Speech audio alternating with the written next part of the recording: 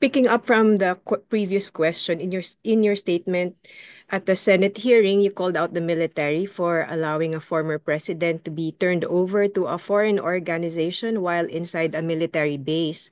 And then you pose a question that what can be done to what can be done to bring FPRRD home without, what can the military do to right that wrong?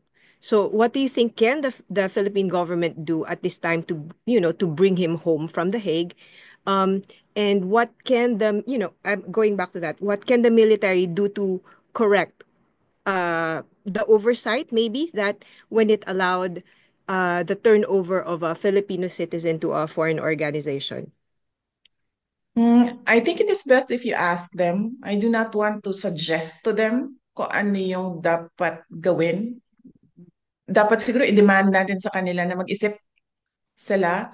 But clearly from the answers of Secretary of the Department of Justice kanina, I don't think they will make moves in taking back or bringing the former president home. So, hanapan na lang namin ng ibang paraan kung paano maiuwi ang ating dating Pangulo. And he expressed that already as well. Kasi sinabi niya na magme-mayor pa siya, magiging mayor pa siya. And he needs to go back home because he needs to serve the people of Davao City. Ma'am, right now, ano po yung iba pang paraan na nakikita ninyo without having to wait for the entire ICC process to finish, to conclude? Madami namang well, hindi madami. Very limited ang options right now. Pero there are options. Just cannot discuss them. Uh, Kasi, the Philippine government is working with the ICC in making sure that the president stays in detention. So, wag na lang natin pag-usapan kung ano yung mga pwedeng gawin. Pero, merong very limited ang options, pero meron. Ma'am, pwedeng isa pa, birthday lang po ni FPRRD later this month. Mhm. Ano po ang plano natin para dun sa kanyang birthday? Nag-aantay ako kung sino sa mga relatives namin no ang darating. So hindi ko alam kung makakarating yung aking mga kapatid. Ang plano ko ay i-apply sila lahat ng permission to visit. Kung hindi man kami payagan na sabay-sabay kami, ibigay ko na sa kanilang tatlo yung oras nung araw na yon para makasama nila ang aming papa sa kanyang birthday. Ma'am, I just want to get your 2 cents, your reaction regarding the recent the Senate hearing. How do you find it? Because I think Senator Bongo earlier said it was too late, the hero. Well, actually, oo. Tayo, yung buong bansa natin, we already lost a former president.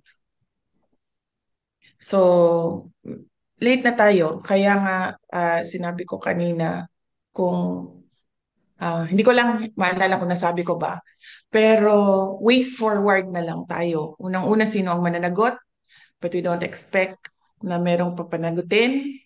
Pangalawa, anong gagawin natin as a country, as a nation, moving forward? May darating na eleksyon. Ano bang dapat natin gawin dyan? Ang gusto ng lahat, ah, pagbabago. So, meron tayong option na 10 senador at meron pa tayong daming tanong sa nangyari sa ating budget sa ngayon, no? Public funds is expended in a constitutionally infirm document. So, ano bang gagawin ng bansa? Ituloy natin ang demand natin for transparency, accountability, peace and security para sa ating bayan. Yes, thank you, ma'am.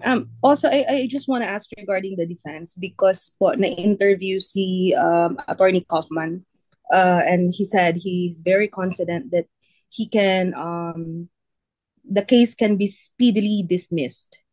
Do you share that sentiment, and where do you think is he coming from? Ah, it is best if you ask him to elaborate on his answers.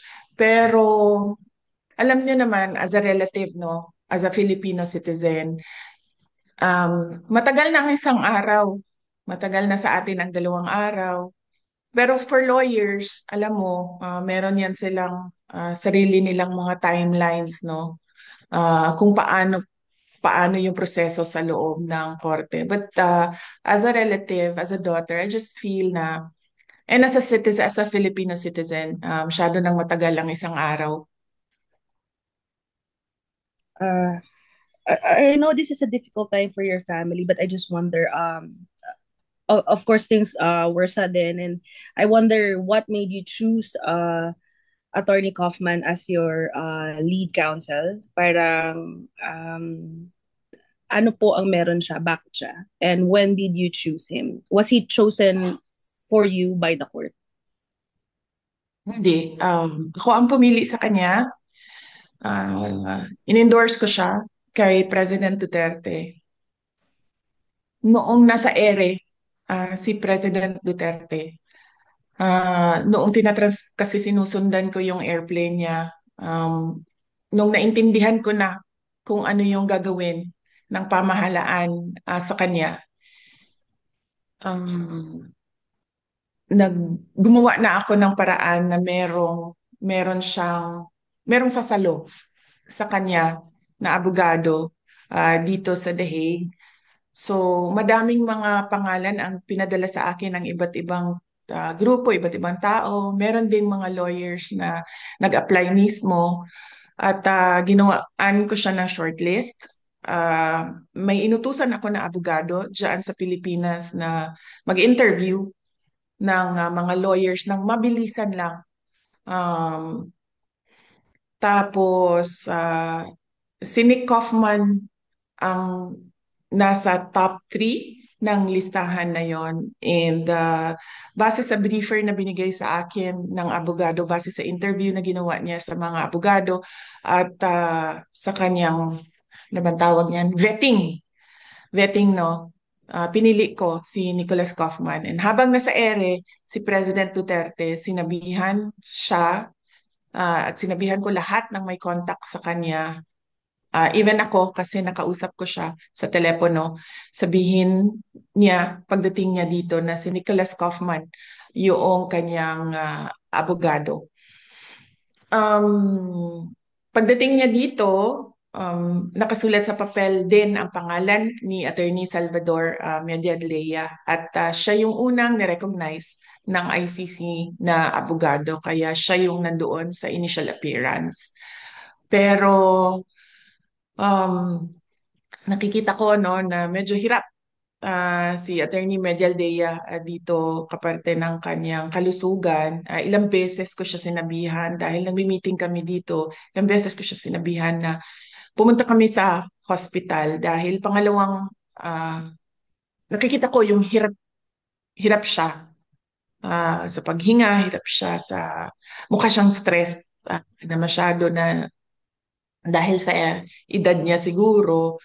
Sinabihan ko siya magpa-hospital kami pero umaayaw siya dahil nga tumutulong siya kay dating Pangulong Duterte. At yun na nga, inabutan na siya ng pangalawang collapse niya doon sa detention center at ngayon ay hindi na siya pinapalabas ng doktor sa hospital.